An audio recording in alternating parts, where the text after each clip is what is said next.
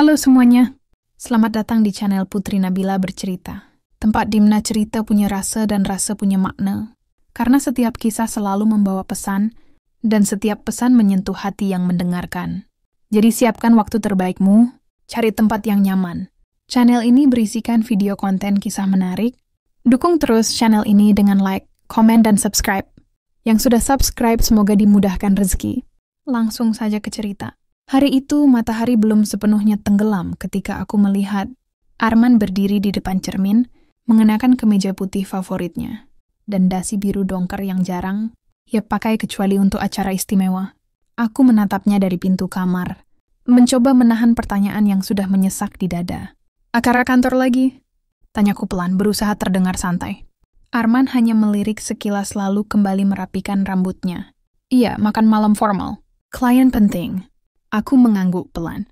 Sudah kesekian kalinya ia pergi malam-malam tanpa memberitahuku lebih dulu secara jelas.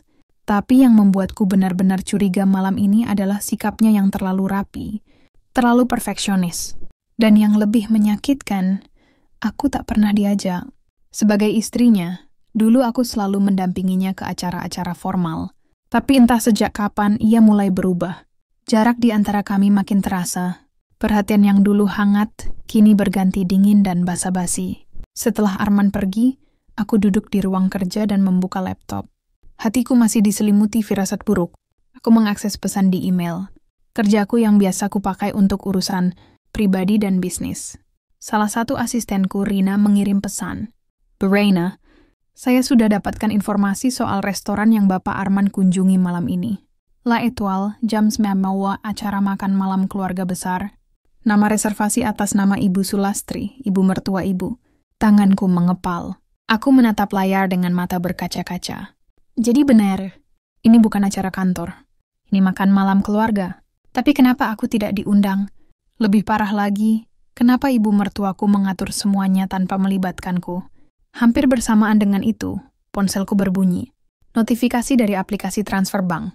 Aku membaca nama pengirimnya, Arman, yang mengirim uang dalam jumlah besar ke rekening atas nama Clara Agustina. Nama itu terdengar asing, tapi juga tidak. Pikiran dan hatiku kacau. Tapi bukan Reina namanya kalau aku hanya menangis dalam diam. Aku menarik napas dalam-dalam, lalu tersenyum tipis. Jika ini panggung yang mereka siapkan, maka aku akan datang. Bukan sebagai tamu yang diundang, tapi sebagai wanita yang akan membuat seluruh ruangan bertekuk lutut. Mereka tidak tahu siapa aku sesungguhnya. Dan malam ini mereka akan tahu.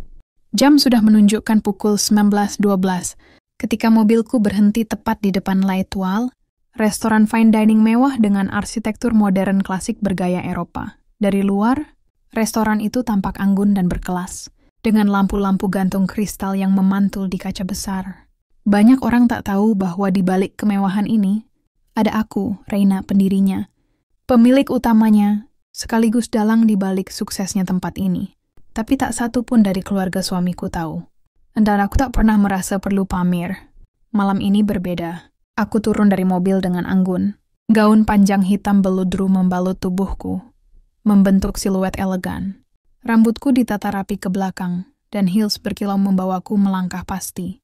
"Selamat malam, Madam Reina," sambut manajer restoran, Pak Raffi, sambil membungkuk hormat. "Semuanya sudah siap?" tanyaku. "Sudah, Bu. Keluarga Bapak Arman berada di ruang privat lantai 2. Reservasi atas nama Ibu Sulastri. Mereka belum tahu kalau Anda akan datang." Aku tersenyum tenang.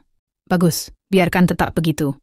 Sebelum naik, aku sempat memeriksa daftar reservasi, dan benar saja, di situ tertulis jelas nama tamu undangan. Semuanya keluarga dari pihak suamiku, kecuali satu nama asing, Clara Agustina. Jantungku berdegup kencang. Clara. Nama itu lagi. Aku menatap ke cermin kecil dalam tasku dan berbisik pada bayanganku sendiri. "Kau sudah terlalu jauh, Arman." Dengan langkah mantap, aku naik ke lantai 2 melalui access lift.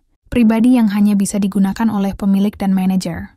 Dari balik kaca satu arah di ruang kontrol kecil yang menghadap langsung ke ruang privat, aku melihat mereka. Arman duduk di tengah, Clara di sebelahnya, dan tangan Arman menggenggam jemarinya. Mataku panas, tapi air mata tak akan keluar. Yang ada hanya amarah yang menari di dadaku, menari dengan angkuh dan menuntut pembalasan. Ibu mertuaku, Ibu Sulastri, duduk di sisi kiri Arman, tersenyum lebar pada Clara sambil berbicara riang. Adik-adik iparku tertawa menyambut candaan Clara. Mereka begitu akrab, seolah Clara adalah menantu mereka yang sah. Mereka sungguh tidak tahu malu. Aku mendekati. Pak Raffi, saya minta malam ini diumumkan sebagai malam perayaan ulang, tahun ke-5 La Étoile. Gunakan kesempatan itu untuk mengenalkan saya sebagai pemilik. Lakukan saat makanan penutup disajikan. Baik, Bu. Aku melangkah ke ruang makeup kecil yang ada di belakang restoran, memastikan penampilanku sempurna. Aku tidak datang sebagai istri yang dikhianati. Aku datang sebagai pemilik kerajaan kecil ini, wanita, yang tak bisa direndahkan oleh siapapun, bahkan oleh suami dan mertuanya sendiri. Panggung sebentar lagi dimulai, dan aku adalah bintang utamanya. Dari ruang makeup, aku menatap pantulan wajahku di cermin. Tak ada jejak air mata, tak ada keraguan. Hanya tatapan seorang wanita yang siap membalas segala penghinaan dengan cara paling elegan dan mematikan. Aku tersenyum kecil, bukan senyum bahagia, tapi senyum milik seseorang yang sudah selesai menjadi korban. Begitu waktu menunjukkan pukul 20:35. Sesuai yang sudah disepakati dengan manajer restoran, aku keluar dari ruang makeup dan mengambil jalur belakang menuju ruang utama. Aku berjalan melewati dapur, menapaki lorong khusus staf, lalu menaiki tangga spiral menuju lantai 2, tepat di belakang ruang privat tempat keluarga Arman sedang berpesta. Dari dalam terdengar gelak tawa. Clara ini calon menantu yang elegan. Suara Ibu Sulastri menggema. Jauh lebih cocok untuk Arman daripada yang dulu itu. Apa namanya? Reina? Oh ya, tapi saya rasa wanita itu tidak cukup pintar untuk berada di samping Arman, sahut Clara dengan nada yang dibuat serendah mungkin, tapi tetap terdengar jelas. Detik itu juga, rasa dingin menjalari tengkuku. Bahkan namaku pun sudah mereka buang seperti sampah. Aku mengangguk pelan pada pelayan di luar pintu. Ia membuka pintu ganda ruang privat itu perlahan. Suara musik lembut langsung mengalun, dan lampu ruangan meredup. Para tamu mulai menoleh ke arah pintu, penasaran. Aku melangkah masuk. Langkahku mantap. Gaunku menjuntai menyapu lantai marmer. Sepatu hak tinggiku berdetak lembut namun pasti. Setiap pasang mata tertuju padaku. Beberapa dari mereka berdiri. Beberapa hanya mematung di tempat duduk. Tapi 3 orang yang paling kusorot, Arman, Clara, dan Ibu Sulastri, semuanya tampak seperti melihat hantu. Selamat malam, ucapku lantang. Suaraku tenang, namun menggema di seisi ruangan. Maaf jika saya datang tanpa undangan, tapi rasanya saya punya hak untuk hadir di acara keluarga suami saya sendiri. Bukan? Arman berdiri terburu-buru. Reina, kamu ngapain di sini? Clara segera menarik tangannya dari genggaman Arman. Ibu Sulastri mendecak pelan, wajahnya berubah pias. Ini bukan tempatmu, Reina. Aku tersenyum manis. Oh, saya rasa ini justru tempat yang sangat tepat. Aku melangkah lebih dekat, menatap setiap wajah yang tak menyambutku. Aku hanya ingin menyapa keluarga yang sudah lama tidak ku kenal, dan tentu saja ingin bertemu dengan tamu istimewa malam ini. Aku menoleh pada Clara. Selamat malam, Clara. Terima kasih sudah menjaga suamiku selama aku tidak diundang. Wajah Clara memucat. Ia mencoba berbicara, tapi tak satu kata pun keluar. Saat itu juga manajer restoran masuk, berdiri di sebelahku. Mohon maaf mengganggu semuanya. Kami ingin menyampaikan bahwa malam ini adalah malam spesial ulang, tahun ke-5 restoran La Étoile. Untuk itu, izinkan saya memperkenalkan sosok luar biasa yang mendirikan dan memiliki tempat ini. Ia memandangku dan membungkuk hormat. Madam Reina, pemilik restoran ini. Seisi ruangan mendadak sunyi. Bahkan napas pun terdengar. Aku menatap suamiku yang kini menunduk tak berani menatap mataku. Ibu mertuaku hanya bisa membuka mulut tanpa suara. Dan Clara? Ia menatapku dengan ekspresi syok dan malu. Aku mengangkat gelas sampahnya yang baru diberikan pelayan. Selamat menikmati malam ini, keluarga tersayang. Di restoran milikku. Aku duduk di kursi paling ujung ruangan, kursi yang semestinya ditempati oleh seorang nyonya rumah. Bukan tamu tak diundang. Tapi malam ini, justru aku yang menjadi pemilik panggung.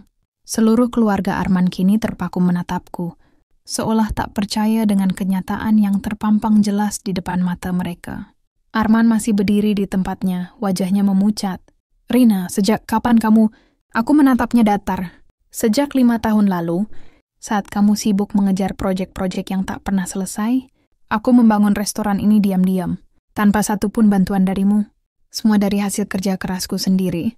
Ibu Sulastri tersedak kecil, lalu menoleh tajam pada Arman. "Kau bilang dia cuma ibu rumah tangga biasa. Kau bilang dia tidak berpenghasilan." Aku menyeringai kecil. "Tentu saja dia bilang begitu, Bu. Karena kalau kalian tahu aku punya semuanya, kalian tidak akan bisa merendahkanku seenaknya, bukan?" Clara menggigit bibir bawahnya, mencoba menahan malu. Ia mengambil tas kecilnya, berniat berdiri dan pergi, namun kuangkat tangan menghentikannya. "Jangan buru-buru pergi, Clara," ujarku. "Kau tamu kehormatan malam ini. Bukankah kamu yang ingin dikenalkan sebagai calon istri baru Arman?" Clara terdiam, pipinya merah padam. Aku menoleh pada seluruh keluarga yang hadir. Lucu ya, bertahun-tahun aku menjadi istri yang menurut, mengalah demi keluarga Arman. Aku diam saat kalian meremehkanku karena tidak sering muncul di pesta keluarga. Aku sabar saat kalian memperlakukanku seperti orang luar. Dan hari ini, aku bahkan tidak diundang ke acara makan malam keluarga. Tapi Clara diundang. Padahal aku masih istri yang sah.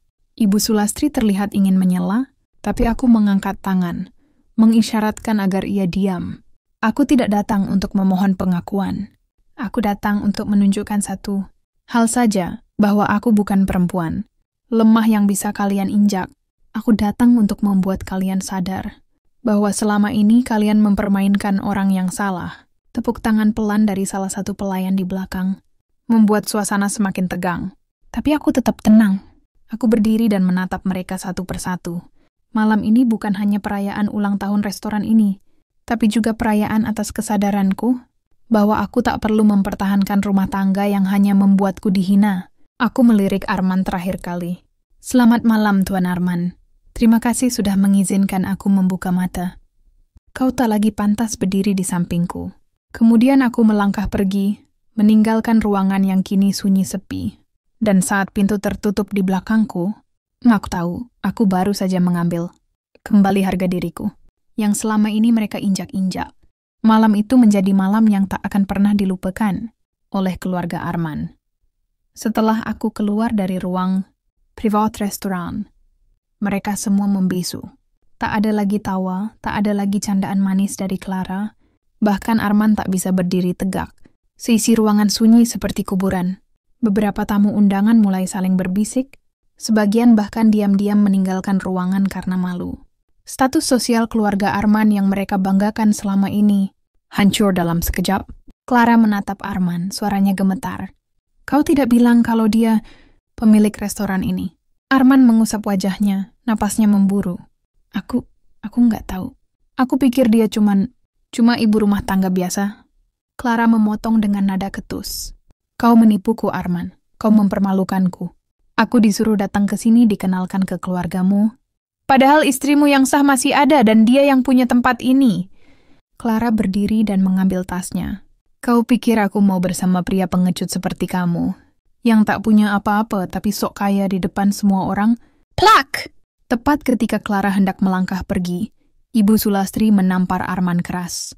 "Bodoh," bentaknya. "Kau bilang istrimu nggak berguna. Kau bilang dia nggak punya uang dan cuma numpang hidup. Kau malu punya istri seperti dia, makanya kamu sibuk cari pelakor seperti ini." Arman menunduk. Rahangnya mengeras, tapi ia tidak membela diri. Karena memang tidak ada lagi yang bisa dibela. Ibu Sulastri menggeram, lalu membanting serbet makan ke atas meja. "Sekarang aku yang malu. Malu karena sudah menendang menantu yang jauh lebih berkelas daripada perempuan. Murahan yang kau bawa ke sini."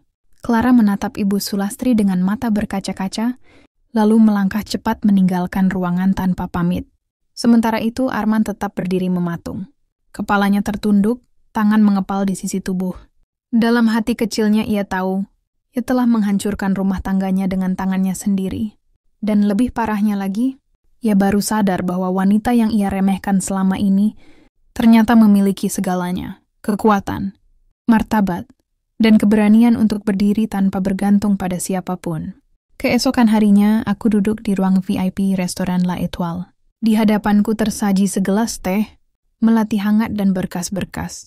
Dokumen penting yang perlu kutandatangani. Hidupku berjalan seperti biasa, tenang, produktif, dan jauh dari drama keluarga yang kemarin malam mencoba menjatuhkanku. Tapi ketenangan itu tak bertahan lama. Bu Reina, ujar Pak Raffi pelan. Ada tamu di depan, Bapak Arman dan Ibu Sulastri. Mereka minta bicara sebentar dengan Ibu, katanya penting. Aku menghela napas perlahan. Sejujurnya aku sudah bisa menebak. Mereka pasti datang membawa penyesalan. Persilakan masuk, ucapku dingin. Pintu terbuka. Arman masuk dengan wajah penuh keraguan, diikuti oleh Ibu Sulastri yang kini tampak jauh lebih sopan dari biasanya. Tidak ada lagi sikap tinggi hati seperti saat kami terakhir bertemu. Reina, suara Arman berat, nyaris tak terdengar. Kami mau bicara. Kalau kamu berkenan. Aku menutup berkas di hadapanku. Silakan duduk. Tapi kuharap kalian tidak mengira aku akan menghapus. Semuanya hanya dengan satu kunjungan. Ibu Sulastri tersenyum kaku. Reina nak, Ibu minta maaf. Ibu benar-benar menyesal. Ibu terlalu cepat menilai kamu. Ibu enggak tahu ternyata kamu setangguh ini, seberhasil ini. Aku menatap langsung ke matanya. Ibu tidak menyesal karena menghina saya. Ibu hanya menyesal karena ternyata saya lebih tinggi dari yang kalian kira. Ia terdiam, tak mampu membalas. Arman membuka suara. Rey, aku tahu aku salah. Aku minta maaf. Aku khilaf. Aku enggak tahu kamu akan sejauh ini. Aku cuma takut ditinggalkan, potongku. Arman, kamu mengkhianatiku. Kamu membuangku tanpa pikir panjang. Kamu lebih memilih pelakor dan restu ibumu daripada menghargai istri yang selama ini menopangmu dalam diam. Yang menunduk, kedua tangannya menggenggam erat. Aku sadar, tapi aku nggak mau kehilangan kamu. Aku siap berubah. Tolong beri aku kesempatan kedua. Aku memejamkan mata sesaat, lalu berdiri perlahan. Kesempatan kedua? Sayangnya kamu tidak sedang bicara pada Reina yang dulu. Reina yang memohon diperhatikan, Reina yang sabar dihina, atau Reina yang menunggu cinta dari pria pengecut sepertimu. Aku menatap mereka dalam-dalam. Mulai hari ini, kalian akan melihat Reina sebagai wanita yang berdiri di atas kakinya sendiri, dan tidak akan pernah lagi menoleh pada masa lalu yang hanya penuh luka. Aku melangkah pergi, membiarkan mereka duduk terpaku di kursi tanpa kata. Permohonan mereka datang terlalu terlambat. 2 minggu telah berlalu sejak malam memalukan itu di restoran. Hidupku berjalan stabil, bahkan lebih damai dari sebelumnya. Tanpa Arman dan keluarganya, bebanku berkurang drastis. Fokusku hanya satu, diriku sendiri dan impianku, yang selama ini sempat kubekukan demi peran sebagai istri yang mereka anggap tak berharga. Tapi dunia tak pernah membiarkan siapapun kabur dari konsekuensi. Suatu pagi, saat aku sedang meninjau cabang baru restoranku di kawasan elit, aku menerima pesan dari salah satu rekan pengusaha properti. Isinya singkat. Ray, dengar-dengar mantan suamimu bangkrut? Proyek kerjasamanya gagal total. Investor tarik tanah. Ada masalah hukum juga? Serius? Aku menatap pesan itu dengan tenang. Tidak ada rasa puas yang meledak. Tidak ada tawa sinis seperti yang orang kira. Yang ada hanya satu, ketenangan. Karena aku tahu, karma tak pernah salah alamat. Dan sore itu, kabar itu dibenarkan langsung oleh Pak Raffi. Bu, tadi saya melihat Bapak Arman di luar restoran. Tampaknya sedang menunggu Ibu, tapi penampilannya berbeda. Kusut, lesu, dan ya tidak seperti biasanya. Aku mengangguk. Suruh dia pulang. Kalau dia datang lagi, bilang saja saya tak menerima tamu tanpa janji. Namun Arman bukan tipe pria yang mudah menyerah setelah semua hancur. 2 hari kemudian, aku menemukannya duduk di kursi luar area kafe milikku. Wajahnya pucat, tubuhnya tampak kurus dan jauh. Dari sosok angkuh yang dulu kerap memamerkan jas mahal dan jam tangan bermerek. Reina, tolong. Aku sudah kehilangan semuanya, katanya lirih. Aku berdiri tegak, mengenakan setelan blazer putih yang menegaskan siapa aku sekarang. Baru 2 minggu. Tapi sepertinya hidupmu lebih cepat memberi pelajaran, ya? Aku salah. Aku bodoh. Aku terlalu percaya pada Clara. Setelah semua aib itu terbongkar, dia pergi, bahkan membawa lari sisa uang di rekening perusahaan. Aku menyipitkan mata. Dan sekarang kau kesini untuk apa? Minta kembali padaku? Atau minta belas kasihan? Arman tertunduk. Aku tidak punya siapa-siapa lagi. Ray, aku bahkan ditinggalkan ibu. Dia malu. Dia kabur ke rumah adiknya di luar kota. Semua orang menjauhiku. Aku menghela napas. Sayangnya, dulu saat aku menangis karena kau tinggalkan, kau tidak peduli. Saat ibumu menyuruhku keluar rumah, kau diam. Saat Clara diperkenalkan sebagai calon istri, kau bahkan menggenggam tangannya di depanku. Aku menatapnya dalam-dalam, lalu berkata pelan namun tegas. Kau bukan korban, Arman. Kau hanya sedang menerima bayaran atas apa yang kau tanam. Dan tanpa berkata apa-apa lagi, aku melangkah pergi, meninggalkan Arman sendirian di bangku itu. Hancur, kotor, dan kehilangan semua yang dulu ia anggap tak berharga, termasuk aku. Hari itu langit kota berwarna keemasan. Mentari mulai meredup, tapi tidak dengan semangatku. Di lantai tertinggi restoran milikku, aku berdiri menatap jendela besar yang menghadap ke seluruh penjuru kota. Di belakangku terpampang papan kecil berukir emas. La Étoile milik Reina Ajari. Sebuah nama yang dulu mereka remehkan. Kini menjadi simbol kekuatan. Hari ini aku mengadakan pertemuan tertutup dengan para investor internasional. Restoran cabang ketigaku di luar negeri akan segera dibuka. Aku akan terbang ke Jepang bulan depan, lalu ke Dubai. Hidupku berkembang tanpa satupun bayang-bayang dari masa laluku. Aku sudah menyusun surat cerai, dan sudah kutandatangani. Kuinstruksikan kuasa hukumnya untuk segera mengurus semuanya tanpa melibatkan emosi. Tak perlu drama, tak perlu air mata. Cukup satu kali dikhianati, cukup satu kali dihina, dan aku tak akan kembali. Sore itu, aku turun ke area lobi restoran, mengenakan gaun klasik berwarna hitam yang elegan. Langkahku pasti, kepalaku tegak. Di sana tampak dua tamu duduk, Clara dan Ibu Sulastri. Clara tampak lusuh. Wajahnya tak terawat, sementara Ibu Sulastri tampak seperti bayang-bayang dirinya yang dulu. Gengsi telah musnah, harga diri tercabik kenyataan. Reina, kami mohon maaf, ucap Ibu Sulastri sambil menunduk. Kami sadar kami sudah memperlakukanmu seperti sampah. Tapi kamu tetap bangkit. Kamu tetap jadi orang besar. Aku hanya tersenyum tipis. Sayangnya, Bu, saya tidak pernah butuh pengakuan. Saya dah hanya ingin dihargai sebagai manusia, tapi kalian bahkan gagal dalam hal itu. Clara menatapku dengan mata berkaca-kaca. Aku kehilangan segalanya. Arman menuduhku menipunya. Semua orang menjauhiku. Kamu boleh membenciku, tapi aku mohon, jangan biarkan aku kelaparan. Aku hanya ingin bekerja di tempat ini. Aku menatapnya lama. Wajah wanita yang dulu mencuri suamiku kini penuh kehancuran. Lalu aku berkata pelan, kau mencuri apa yang tidak pernah menjadi milikmu seutuhnya. Dan sekarang, kau meminta sepotong remah dari mejaku? Clara tertunduk. Diam. Aku mengangguk pada salah satu manajerku. Tolong antar mereka keluar. Saya tidak punya waktu untuk masa lalu yang tak layak diperjuangkan. Begitu mereka pergi, aku menoleh ke arah dinding kaca dan tersenyum pada diriku sendiri. Aku bukan lagi Reina yang dulu mengalah demi cinta. Aku bukan lagi istri yang rela diinjak karena mempertahankan nama keluarga.